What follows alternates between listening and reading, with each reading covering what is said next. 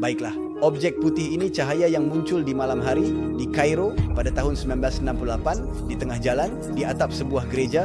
Hampir 1 juta orang yang berkumpul, beberapa ratus ribu individu melaporkan telah melihat bentuk ini muncul, bergerak di udara, lalu menghilang beberapa jam kemudian. Dan seperti yang Anda lihat, penampakan aneh ini bahkan dapat difoto. Tapi ini tidak ada artinya dibandingkan dengan temuan saya dalam kasus ini.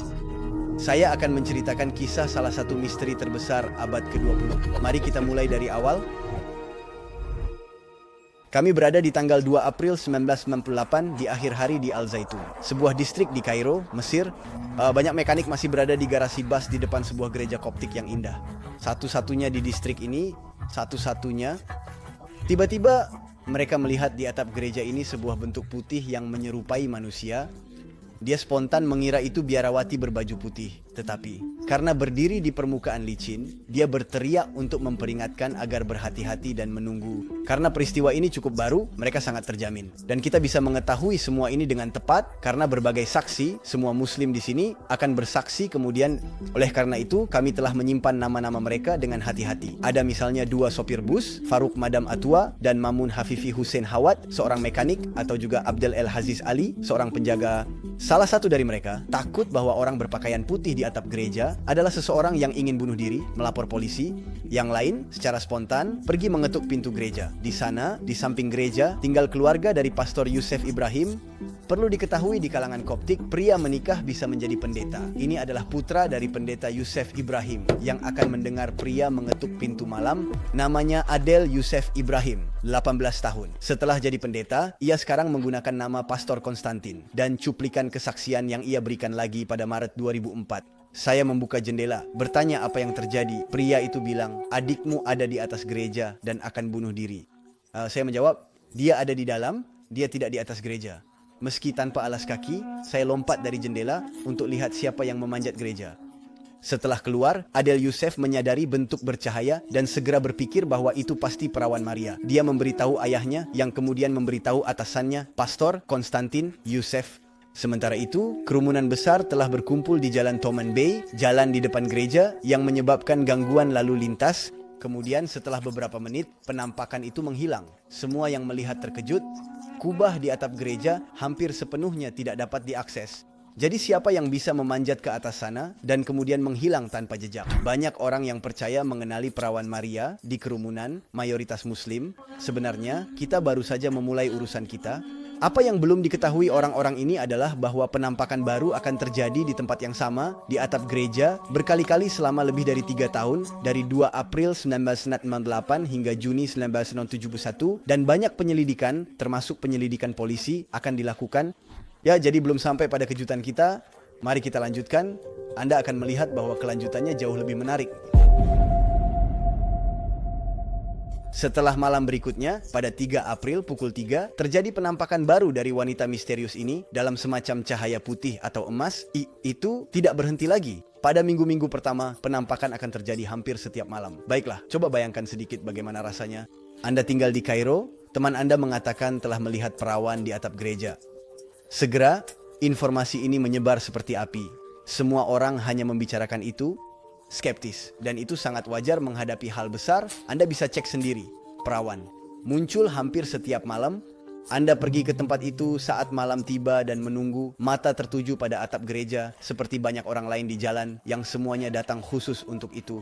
Dan tiba-tiba bentuk bercahaya yang menyerupai seorang wanita dengan halo di kepala muncul. Penampakan yang paling mengesankan akan terjadi antara 27 April 1968 dan 15 Juni 1968. Minggu tersebut, banyak warga Mesir pergi ke Zaitun untuk melihat penampakan dengan mata mereka sendiri. Polisi mulai khawatir tentang kerumunan dan pers hanya membicarakan itu. Ini adalah contoh halaman depan surat kabar Mesir Al-Haram tanggal 27 April 1968. Terlihat kerumunan besar, mata tertuju ke langit, ke atap gereja, dan sebenarnya seluruh pers membicarakannya. Surat kabar Al-Jamhuriyah, Al-Habar, The Egyptian Gazette, Wagi Le Progrès Dimanche. Saya tidak akan menyebutkan semua nama karena itu tidak akan berarti bagi Anda.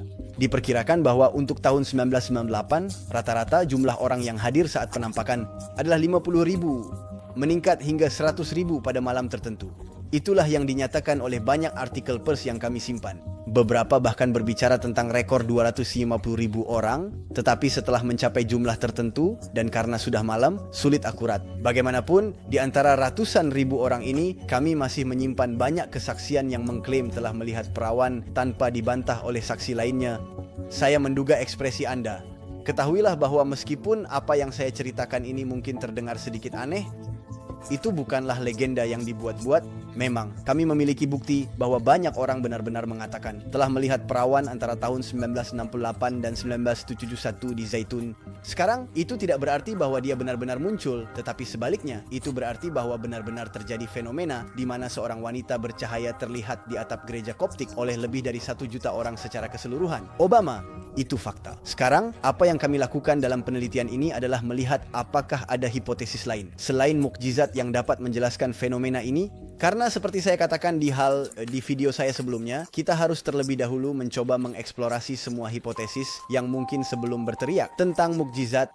Singkatnya, mulai. Saya telah mencantumkan untuk Anda 5 hipotesis lain yang menjelaskan fenomena ini alami, tanpa harus mengatakan bahwa itu adalah mukjizat atau perawan Maria. Hipotesis alternatif pertama, apakah para saksi berbohong? Hipotesis kedua, apakah itu adalah halusinasi kolektif? Hipotesis ketiga, apakah itu hanya seseorang yang menyamar? Hipotesis keempat, apakah penampakan itu adalah hologram atau teknologi lain yang diciptakan oleh manusia? Hipotesis kelima, apakah itu adalah UFO atau objek ekstraterestrial? Kita akan mengambil 5 hipotesis ini berurutan, melihat setiap kali apa nilainya, dan mengeliminasi. Jika ada alasan untuk percaya bahwa hipotesis ini salah, maka karena kita harus menerima kenyataan dan elemen sebagaimana adanya, kita mungkin harus menghadapi kenyataan dan menerima bahwa itu adalah penampakan nyata dari Maria. Itu tidak sepenuhnya mustahil, terbuka segala kemungkinan. Mari kita lihat hipotesis satu persatu untuk melihat apa nilainya. Jadi hipotesis pertama, apakah semua saksi berbohong dan mengarang cerita mereka dari awal? Hipotesis ini menimbulkan banyak masalah. Pertama-tama, para saksi terlalu banyak. Tidak semua saling mengenal dan tidak semuanya adalah orang yang beriman. Selain itu, ada mayoritas Muslim. Namun, meskipun umat Muslim menghormati Maria, Ibu Yesus, mereka tidak akan berkepentingan mengarang cerita dia muncul di gereja Kristen.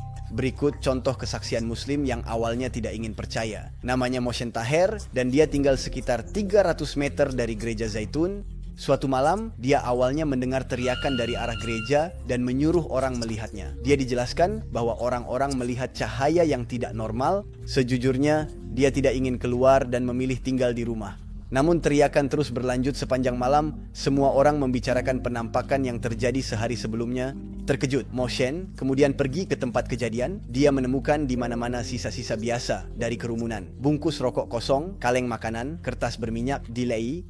Tidak ada yang terlalu menarik, tetapi setidaknya ada bukti bahwa sesuatu telah terjadi. Malam itu, dia bersiap untuk mengikuti acara tersebut langsung dengan teropong dan kamera. Tetapi ketika dia ingin keluar pukul 19 Saimno, semua jalan di lingkungan sudah penuh dengan kerumunan yang padat, rapat, kompak, termasuk di depan pintunya, sehingga dia bahkan tidak bisa keluar dari rumahnya. Dia naik ke apartemennya, tetapi tengah malam, 5 atau 6 temannya datang, dan salah satu dari mereka, walau ateis, berkata, "Kamu harus pergi melihat, saya tidak percaya, ini pertama kali saya percaya. Kamu harus datang."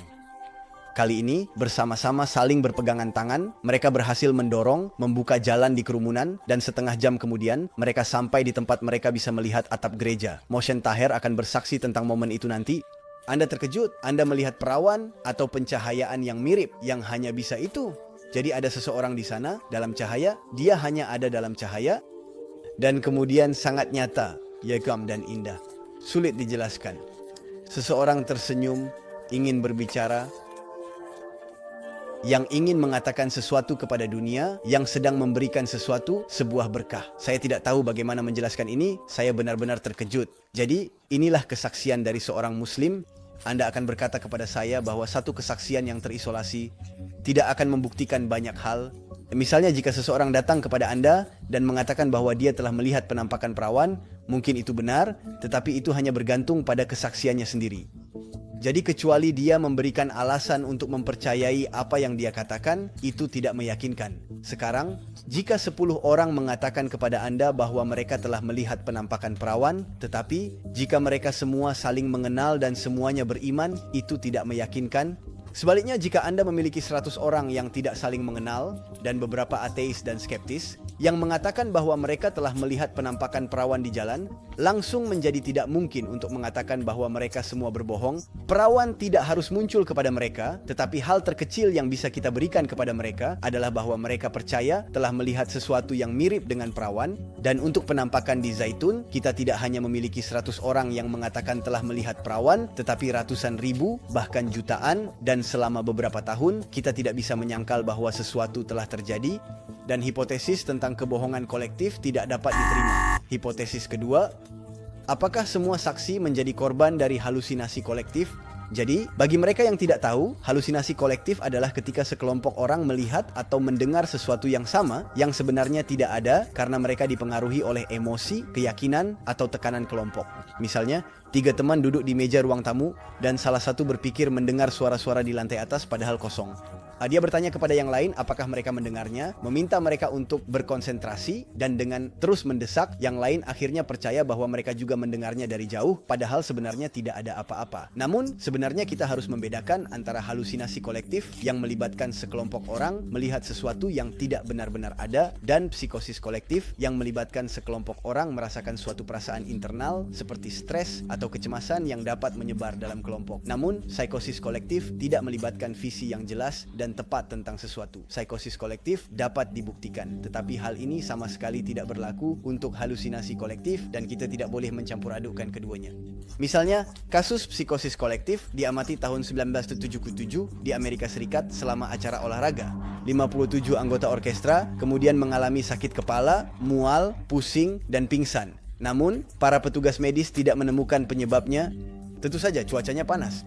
Peneliti pikir beberapa musisi mengalami serangan panas yang menyebar ke seluruh kelompok. Beberapa merasa cemas, melihat yang lain buruk, ketakutan bahwa hal itu juga akan terjadi pada mereka. Mereka pun akhirnya merasa tidak enak badan. Sebaliknya, pada kenyataannya, tidak ada pengalaman yang terbukti di mana halusinasi kolektif yang nyata terjadi, dalam arti bahwa beberapa orang melihat dengan sangat jelas hal-hal yang sebenarnya tidak ada. Itulah sebabnya hanya psikosis kolektif yang diakui oleh ilmu pengetahuan dan bahkan DSM, Manual Diagnostik dan Statistik Gangguan Mental, dalam versi terbarunya bahkan tidak lagi mengakui gangguan ini. Sedangkan ICD-10 yang merupakan klasifikasi internasional penyakit mengakui gangguan delusi yang diinduksi. Tetapi mengenai halusinasi visual kolektif, saya katakan dalam penyelidikan saya tentang Yesus, sebenarnya kami tidak memiliki bukti bahwa hal itu ada. Psikoanalis Gary Collins menyatakannya dengan jelas. Secara alami, sebuah halusinasi hanya dapat dilihat oleh satu orang pada satu waktu. Mereka tidak dapat dilihat oleh orang banyak. Dan sebenarnya, itu tampak logis. Meskipun kita bisa membayangkan orang stres dalam keadaan buruk akibat kelompok yang juga buruk, atau percaya mendengar sesuatu yang samar dari jauh yang merupakan psikosis kolektif, kita jauh lebih sulit membayangkan bahwa dia bisa melihat sesuatu dengan sangat jelas dengan matanya hanya karena orang lain memberitahunya bahwa ada sesuatu. Oleh karena itu, halusinasi visual jelas tidak dapat bersifat kolektif. Namun, tak ada pengalaman ilmiah yang pernah membuktikan bahwa itu mungkin. Beberapa orang berpikir penampakan perawan Maria membuktikan mungkin halusinasi kolektif. Banyak orang mengatakan telah melihat perawan Maria. Tetapi penalaran sirkular, karena kembali ke pernyataan bahwa penampakan Maria mungkin halusinasi kolektif itu ada. Tepatnya, penampakan Maria, sains tidak berjalan seperti itu. Anda memahami, meskipun ada bukti nyata soal keberadaan halusinasi kolektif, segera mengeliminasi hipotesis yang tidak berdasar dan konyol ini. Dan sebenarnya, meskipun halusinasi kolektif mungkin ada, yang tidak terjadi di sini, di Zaitun, akal sehat sederhana memungkinkan kita untuk mengeliminasi hipotesis ini. Kita menghadapi ratusan ribu orang yang mengklaim telah melihat perawan Maria dengan sangat jelas selama berbulan-bulan dan terkadang skeptis. Tidak semua orang memiliki sikap yang sama untuk menerima gangguan delusi yang diinduksi. Beberapa orang adalah ateis dan skeptis ke Zaitun untuk melihat fenomena itu langsung, melihat cahaya di atap gereja. Bayangkan, Anda di kerumunan, skeptis, melihat ke atap gereja. Jelas, bukan karena seseorang di sebelah Anda berkata, lihat di atap, ada perawan. Maka itu akan membuat perawan muncul tiba-tiba di atap gereja dalam bidang pandang Anda. Anda mungkin terpengaruh ada sesuatu, tetapi tidak sampai melihatnya muncul di depan mata Anda. Bahkan Presiden Mesir, Gamal Abdel Nasser, datang 2 kali untuk menyaksikan peristiwa itu sendiri dan juga mengakui telah melihat kehadiran wanita bercahaya. Singkatnya, setelah itu, tidak semua orang melihat perawan Maria. Kami memiliki kesaksian dari seorang wanita, Madam Zarif, istri seorang bankir yang sangat beriman, yang tidak melihat perawan Maria. Merasa sedih, dia bertahan datang ke jalan selama beberapa minggu, berharap bisa melihat penampakan itu terjadi padanya. Dan kesamaan dengan semua kesaksian lainnya dari mereka yang melihat penampakan, dia akhirnya tahu bahwa itu lebih nyata daripada yang nyata dan tidak ragu tentang apa yang dia lihat. Misalnya, Dr. Zarif Mata melihat satu penampakan pada 1 Juni 1998 pukul 21.15 akan memberikan kesaksian. Saya menggosok mata saya karena melihat dengan begitu intens membuat pandangan saya kabur, tetapi dia selalu ada. Orang-orang yang melihat penampakan tidak memiliki keraguan tentang kenyataan itu, yang berlawanan dengan harapan dalam delusi yang muncul perlahan-lahan dan halus seperti terkena panas. Tidak semua buah adalah apel, tetapi semua apel adalah buah. Saya akan jelaskan. Tidak semua orang melihat penampakan, tetapi semua yang melihatnya yakin, tidak ragu, tidak terjadi pada psikosis kolektif. Jika halusinasi kolektif ada, kita bisa mengharapkan bahwa para percaya lebih mudah melihatnya dibanding yang tidak percaya. Tetapi itu sama sekali tidak terjadi, bahkan terkadang sebaliknya, orang-orang yang sangat saleh seperti Nyonya Zarif tidak melihatnya, sementara para ateis dan skeptis melihatnya langsung dan dengan mudah. Singkatnya, selain itu, untuk penampakan Maria di Zaitun, kami bahkan memiliki foto-foto. Dan ya, penampakan itu bahkan bisa difoto beberapa kali. Ini benar-benar menghilangkan hipotesis kebohongan atau halusinasi kolektif. Meskipun semua argumen lain yang saya sampaikan sebelumnya sudah cukup, foto-foto ini membawa kita untuk mempertimbangkan hipotesis ketiga, apakah wanita itu seorang yang menyamar? Hipotesis ini menimbulkan banyak masalah. Pertama, kita melihat orang itu bercahaya, bahkan di wajahnya, kadang menerangi kerumunan, pakaian apa yang bisa memancarkan cahaya sebanyak itu yang tersebar merata di seluruh tubuh. Bahkan dengan teknologi saat ini, 50 tahun kemudian, kostum yang secerah dan seragam ini tanpa terlihat adanya bohlam atau lampu sorot, bahkan di wajah, tampaknya tidak mungkin dibuat. Kedua, atapnya benar-benar tidak dapat diakses dari luar. Dari dalam, diperlukan tangga untuk mengakses kubah. Namun, gereja dengan cepat diawasi dengan baik oleh pihak kepolisian yang melihat fenomena ini berpotensi mengganggu ketertiban umum. Bagaimana seseorang bisa mengatur untuk naik ke sana teratur, padahal semuanya diawasi dengan ketat, dan ini berlangsung lebih dari 3 tahun. Ada perimeter keamanan di seluruh kawasan. Ketiga, argumen ini pasti mengeliminasi hipotesis tentang seseorang yang menyamar. Ada beberapa kali merpati bercahaya yang terlihat oleh saksi melayang di sekitar penampakan tanpa menggerakkan sayap, dan penampakan itu sendiri kadang melayang beberapa meter di atas kubah. Tidak selalu menyentuh tanah dengan kakinya. Bicarakan foto-foto ini, orang mengkritik kualitas buruk, dan memang benar di antara kita tidak melihat banyak. Jadi harus dikatakan itu cukup untuk mengenali siluet perawan Maria, tapi jika kita jujur, kita ingin foto-foto yang lebih jelas. Namun, perlu diingat foto-foto itu hanyalah bonus. Dan itu bukan yang menunjukkan ini sebuah mukjizat atau tidak, itu bisa saja hologram, seperti di hipotesis berikutnya. Mereka meminta foto atau video agar percaya supernatural. Mereka ingin mukjizat terekam. Mereka bilang butuh bukti visual untuk percaya Tuhan. Tapi, hati-hati, tidak perlu foto atau video untuk tahu kebenaran.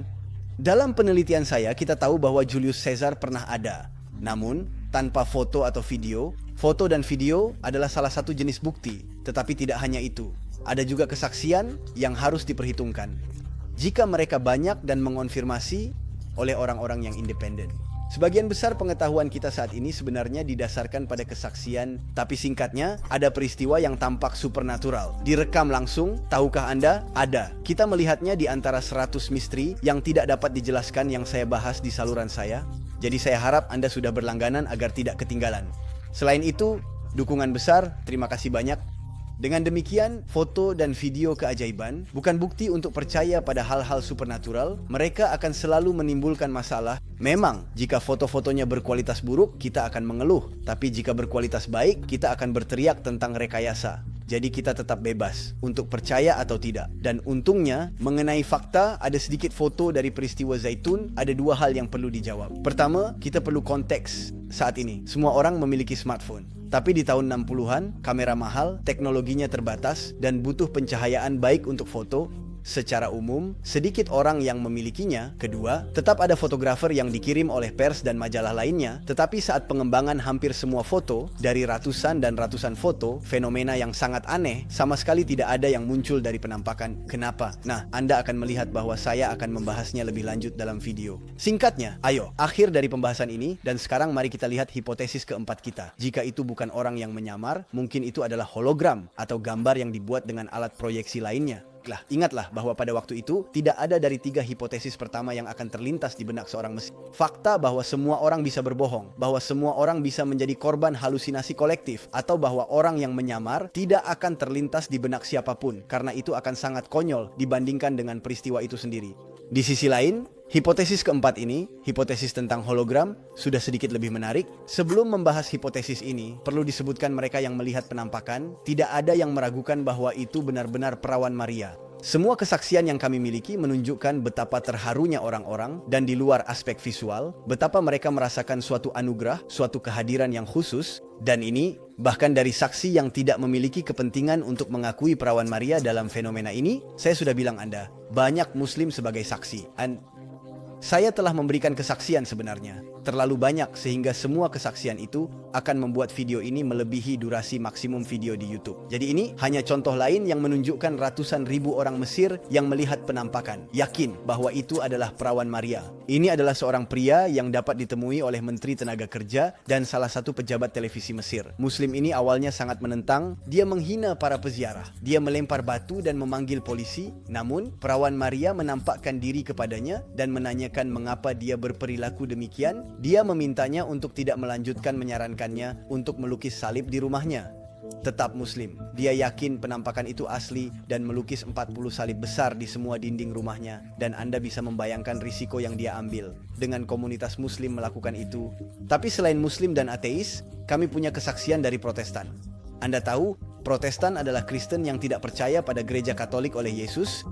Seringkali mereka berpikir bahwa dia tidak bisa muncul. Saya juga pernah melakukan survei beberapa waktu lalu tentang beda Protestanisme dan Katolikisme, cek singkatnya. Namun, banyak Protestan mengakui kehadiran perawan Maria dalam penampakan itu dan sangat terharu oleh pertemuan ini. Ini adalah kasus Radi Tadros Chumbo yang akhirnya melihat perawan suatu malam pukul 21.50. Berkata sekitar, "Saya melihat perawan, saya melihatnya, bukan bayangan." Dia akan bersaksi kemudian, "Saya merasakan sesuatu akan terjadi. Sebuah sinar tipis cahaya muncul saat membuka pintu ke ruangan terang. Dalam beberapa detik, cahaya ini mengambil bentuk perawan. Saya terdiam. Terus semua orang di sana dengan saya berteriak, 'Ini tidak mungkin!' Orang-orang Muslim mulai menangis. Visi ini berlangsung 5 menit antara penampakan dan menghilangnya. Bisa membedakan perbedaan warna antara kulit wajah dan tangan, kain penutupnya. Ada sedikit warna di wajah dan tangan. Itu menjadi sangat jelas ketika perawan pergi dan datang. Ketika dia pergi dari gereja, orang-orang berteriak melihatnya. Dia kembali ke sisi kami selama 5 menit. Di kubah tengah, saya melihat Maria berdiri di depan salib. Tidak bisa menggambarkan. Ada 6 atau 7 merpati di atas gereja. Terima kasih atas kesaksian ini, Radi. Kembali ke hipotesis hologram kita. Untuk mengetahui apakah ini bisa dipercaya, kita periksa semua detail penampakan yang kita ketahui berkat banyak kesaksian. Apa yang dilakukan orang yang mirip dengan perawan Maria selama fenomena ini?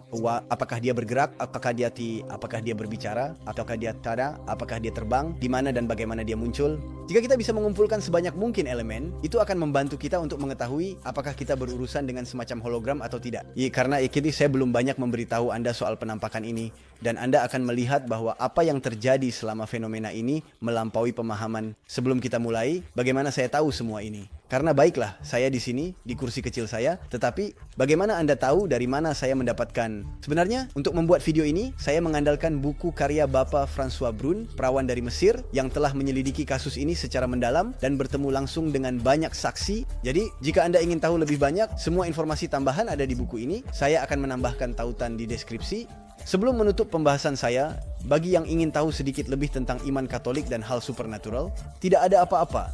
Newsletter yang sangat baik yang saya rekomendasikan, namanya Edifiant Point FR, dan Anda akan menerima laporan penyelidikan mendalam setiap bulan tentang berbagai topik. Ini adalah newsletter yang sangat melengkapi video saya, laporan di sana sangat teliti, jadi jika Anda benar-benar mencari kebenaran, jika Anda ingin menggali lebih dalam, silakan berlangganan, tautan juga ada di deskripsi. Jadi, mari kita kembali ke apa yang dilakukan siluet itu selama penampakan yang diduga. Sebenarnya, tidak ada. Dari ratusan kali penampakan terjadi yang sama dari satu kali ke yang lain, perawan Maria bisa muncul di tempat yang berbeda, melakukan hal yang berbeda, ditemani oleh orang atau hewan yang berbeda, dan bahkan berpakaian berbeda. Secara umum, saya telah mengatakan bahwa dia muncul di atap untuk menyederhanakan, tetapi kenyataannya lebih kompleks.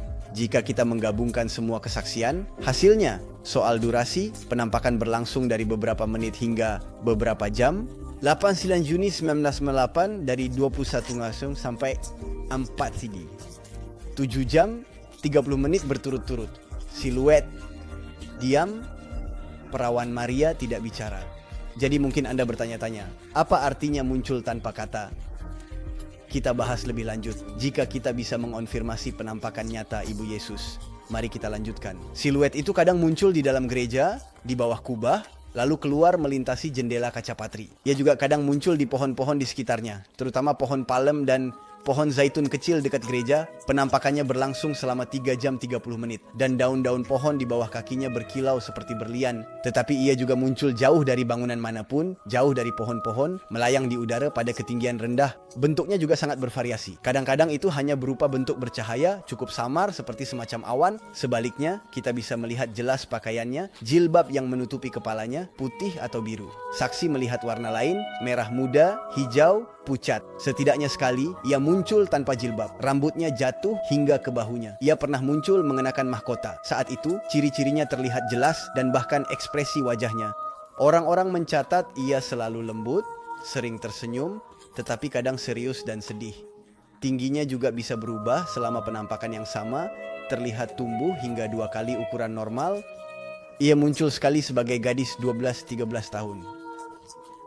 Ia tiba-tiba hilang, tetapi juga bisa memudar perlahan, transparan dari bawah.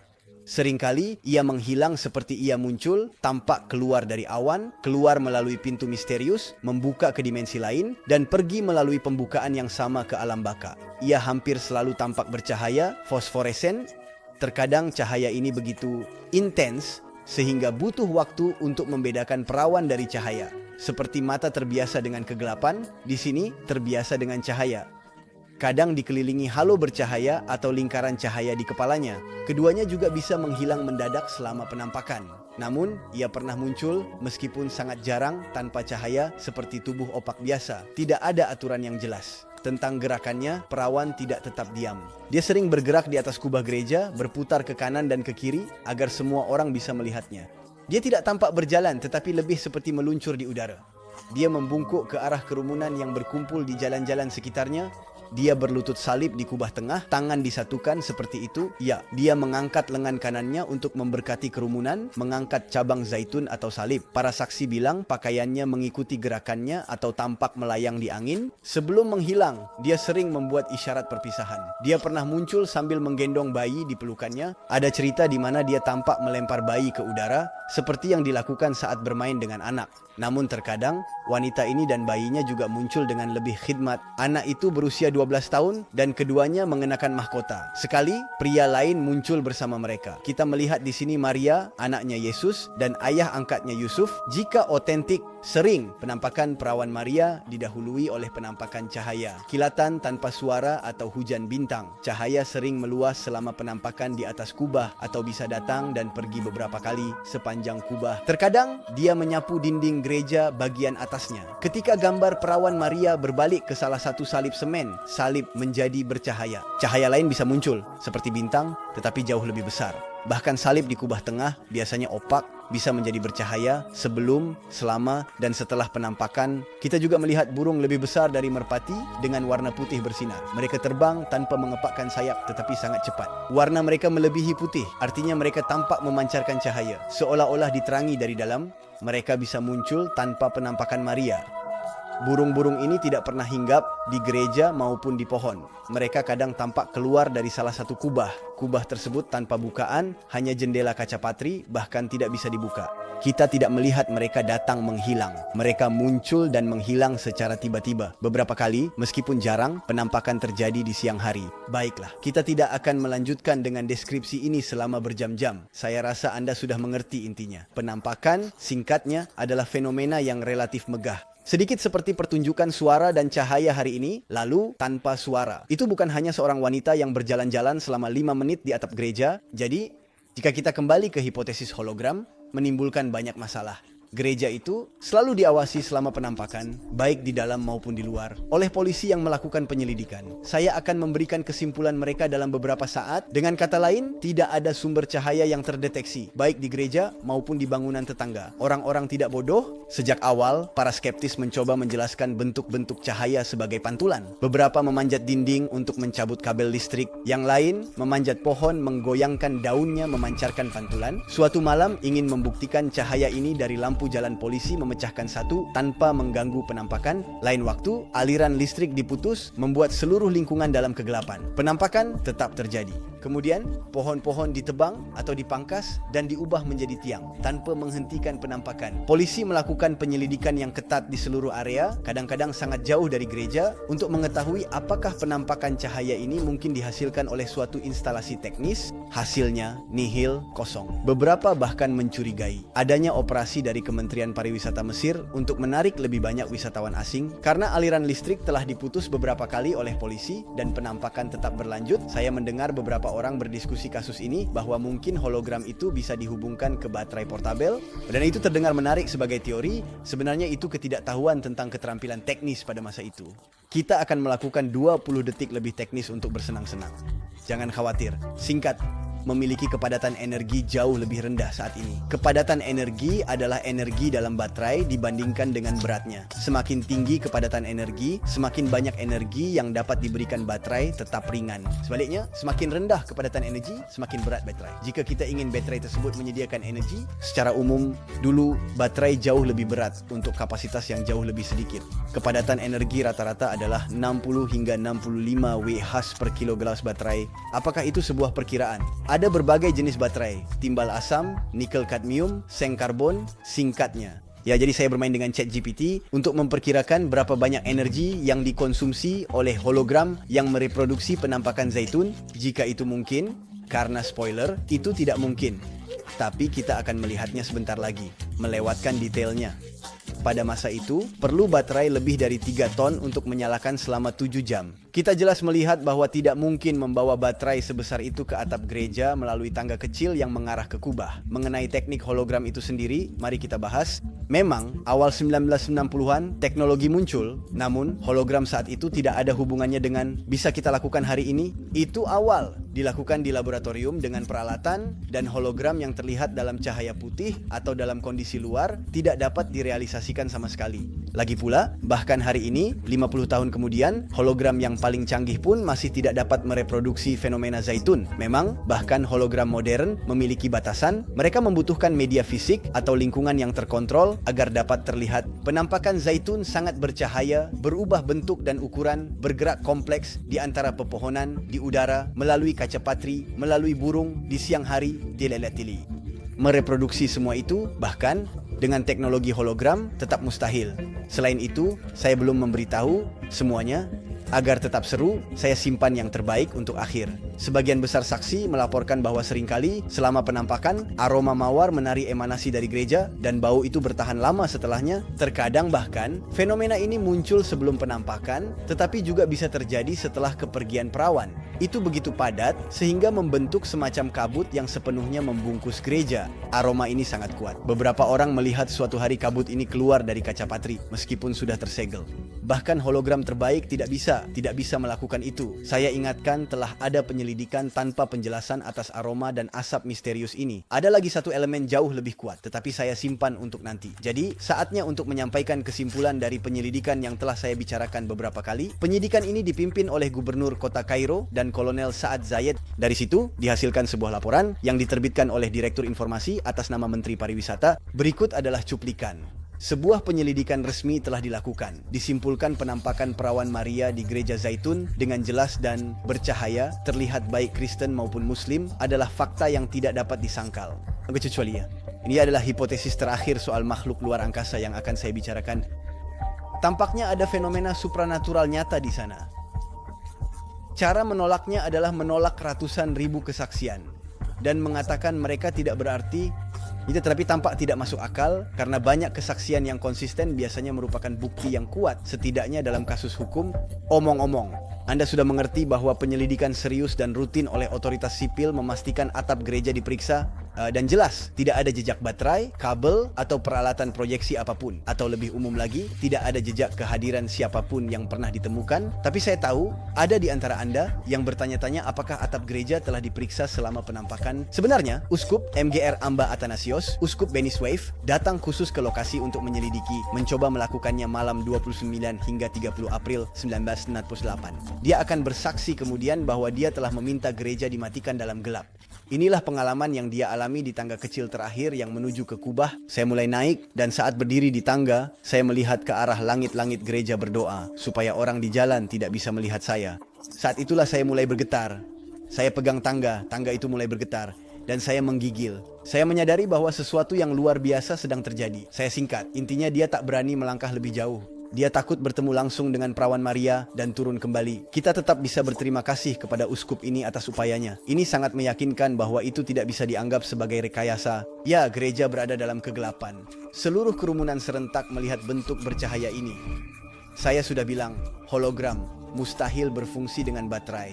Kita memahami kenapa uskup ini tidak berani naik sampai ke atas. Karena, seperti 4 hipotesis yang telah saya bicarakan sejauh ini tidak meyakinkan, dia tahu bahwa jika dia pergi ke kubah, dia akan bertemu perawan Maria. Baiklah, menghadapi makhluk luar angkasa. Tapi kita yakin satu hal, ketidakadaan verifikasi atap selama sebuah penampakan sama sekali bukan masalah. Dan kita sama sekali tidak membutuhkan itu untuk membuang 4 hipotesis pertama. Seperti yang telah kita lihat, fakta bahwa tidak ada naik selama penampakan lebih dilihat sebagai tanda penghormatan terhadap yang dianggap sebagai Ibu Yesus. Tapi di luar itu, gereja selalu diawasi. Jika kita menerima kenyataan dan tidak menyangkal elemen kita, maka kita harus menerima bahwa sebuah penampakan supranatural benar-benar terjadi.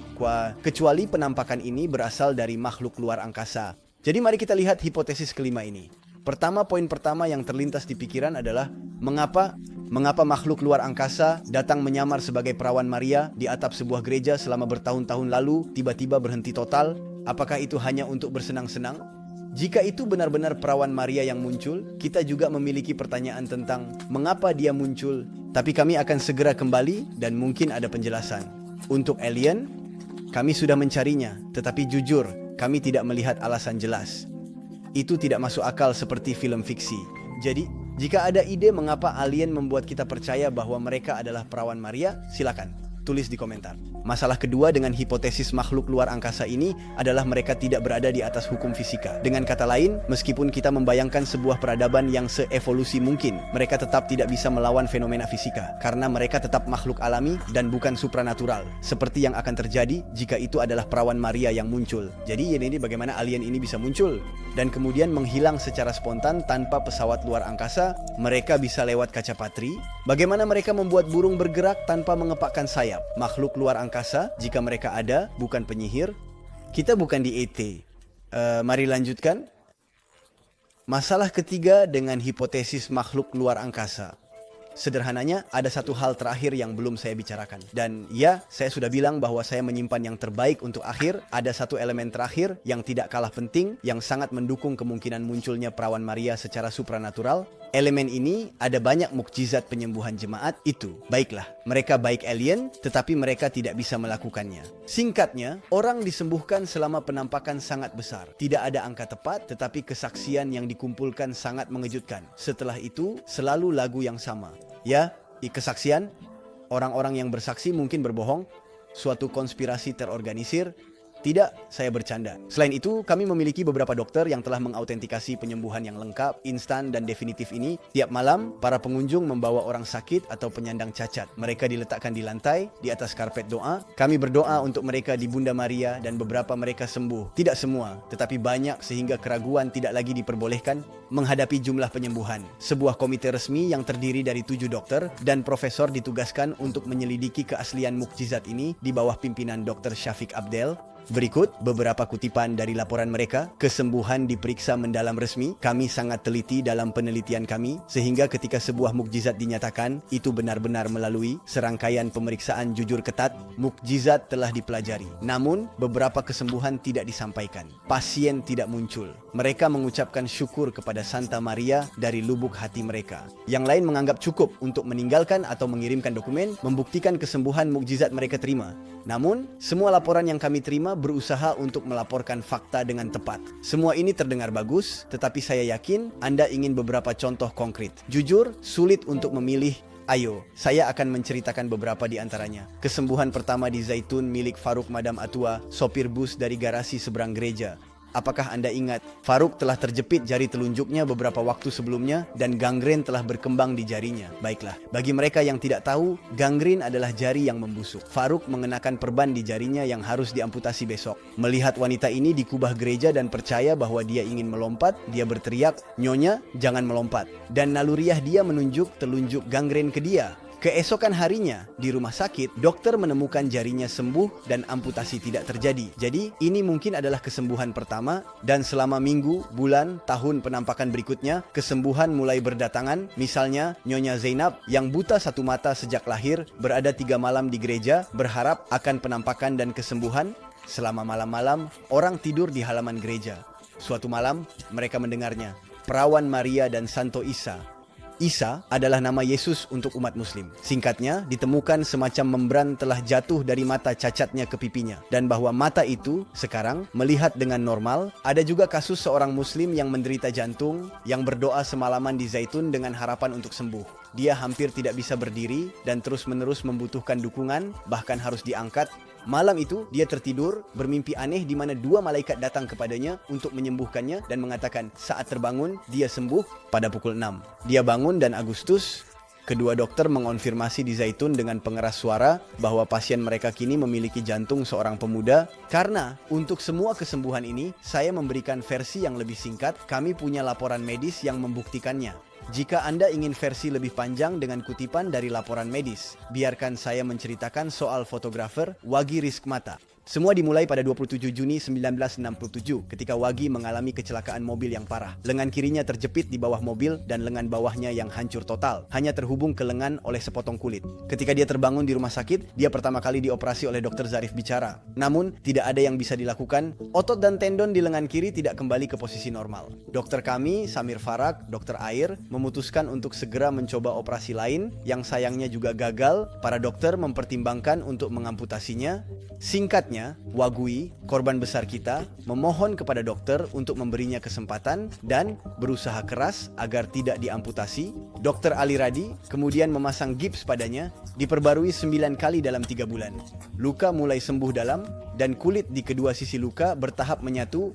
Wagui Rizkmata akan bersaksi. Dr. Radi memujiku dan berkata, "Kamu sungguh telah mengalahkan ini. Itu sangat berhasil." Para dokter memutuskan mereka sudah melakukan semua yang bisa, lengan saya tidak terputus, dan bertanya, "Ingin lengan ini direntangkan atau ditutup di tubuhmu?" Dokter melihat ini sebagai kemenangan karena tidak mengamputasinya, tapi bukan kemenangan sebenarnya. Wagi masih jauh dari penggunaan normal lengannya. Dia tidak bisa menggunakannya atau bergerak. Baiklah, pada Februari 1998, Wagi bertemu Dr. Hasan Senara untuk opini medis. Setelah memeriksanya, dokter mengonfirmasi kepadanya bahwa semua saraf dan semua tendon di lengannya telah terputus dan semua tulangnya telah hancur. Jadi dia membuatnya mengerti bahwa dia tidak mungkin menggerakkan lengan bawah atau tangannya suatu hari nanti. Dia menemui dokter terakhir, ahli bedah ortopedi Abdel, El Charkawi, yang memeriksa lengannya dengan sinar X tanpa mengetahui diagnosis sebelumnya. Dia memberikan diagnosis yang sama. dia tidak akan pernah bisa menggerakkan lengannya lagi. Kita maju dan bertemu pada 9 April 1958. Malam itu, Wagimata melihat penampakan. Dia mengambil foto dan refleks menangkap kamera dengan tangan kiri.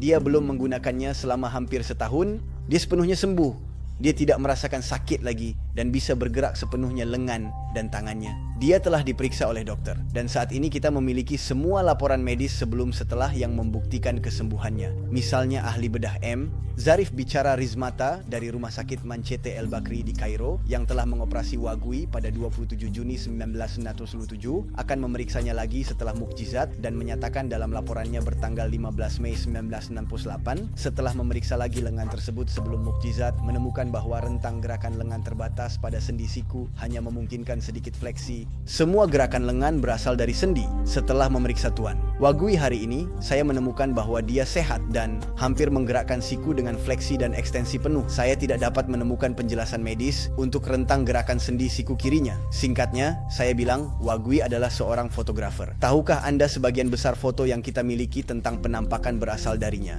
Memang, dia selalu mengizinkan reproduksi foto-fotonya tentang penampakan tanpa meminta atau menerima sepeser pun. Dia menjelaskan jika dia ingin uang, Perawan Maria mungkin tidak akan mengizinkannya untuk berhasil mengambil foto-fotonya. Perawan Maria jelas menunggu langkah iman dan tidak mendukung semua jurnalis serta fotografer penasaran yang datang hanya untuk mencari hal-hal supernatural dan foto yang sempurna. Bagi mereka, saat pengembangan, tidak ada yang muncul di foto-foto. Mengingat semua mukjizat yang menyertai penampakan, kita harus menerima bahwa tidak ada dari 5 hipotesis alternatif untuk mukjizat yang berhasil. Ya, kita bisa bersenang-senang menyederhanakan secara ekstrim dan menolak semua 5 hipotesis lebih mudah dalam satu kalimat. Karena itu sangat sederhana. 2 hipotesis pertama bahwa semua orang berbohong atau bahwa semua orang mengalami halusinasi kolektif dengan sendirinya dapat dibantah karena ada foto-foto dari peristiwa tersebut. Dan 3 hipotesis lainnya. Apakah itu seseorang yang menyamar, hologram, atau makhluk luar angkasa? Dibantah karena tidak semua orang melihat fenomena tersebut dan tidak muncul di semua foto. Hanya ada satu penampakan supernatural nyata dari Perawan Maria yang dapat menjelaskan secara koheren.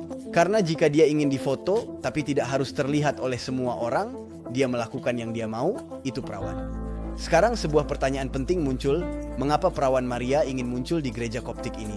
Apa kepentingannya? Sejujurnya, pertama-tama, karena penampakan Maria tampak sangat nyata, 2400 penampakan lainnya dalam sejarah kemungkinan besar tidak semuanya salah. Ya, terbukti Perawan Maria bisa muncul sekali, maka dia mungkin muncul beberapa kali dalam sejarah. Poin dari 2400 penampakan ini adalah bahwa Perawan Maria mengajak orang-orang kepada semangat iman kepada Tuhan. Maria tidak muncul cantik, tetapi untuk membantu kita bertobat dan hidup untuk apa yang benar-benar penting, hubungan kita dengan Tuhan. Namun, seperti dalam ratusan kasus lainnya dalam sejarah, itulah yang terjadi di Zaitun. Iman ratusan ribu orang Mesir yang melihat Perawan Maria meningkat, dan ada banyak konversi dari Muslim yang menjadi Katolik dan meminta untuk dibaptis. Ya, cukup logis. Ketika kita melihat perawan secara harfiah, ketika kita melihat orang-orang di kerumunan bangkit dari tandu mereka dan segera sembuh, itu pasti memperkuat iman kita. Jadi Tuhan mengirim Maria untuk memperkuat iman kita kepadanya. Pertanyaan kedua, mengapa Tuhan tidak melakukan ini sepanjang waktu?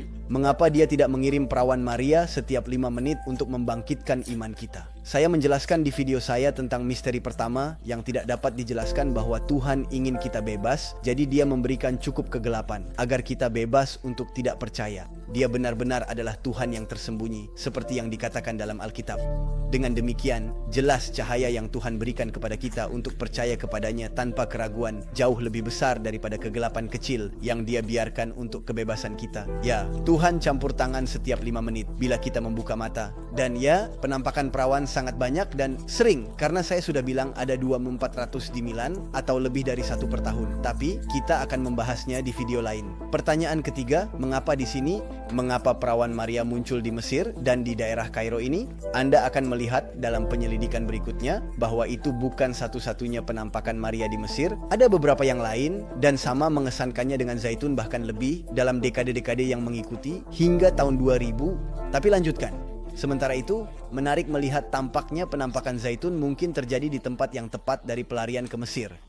Jadi mungkin Anda berpikir, apa itu? Pelarian ke Mesir yang diceritakan dalam Injil adalah saat keluarga suci, Maria, Yusuf, dan bayi Yesus melarikan diri ke Mesir karena penganiayaan Herodes yang ingin membunuh semua bayi.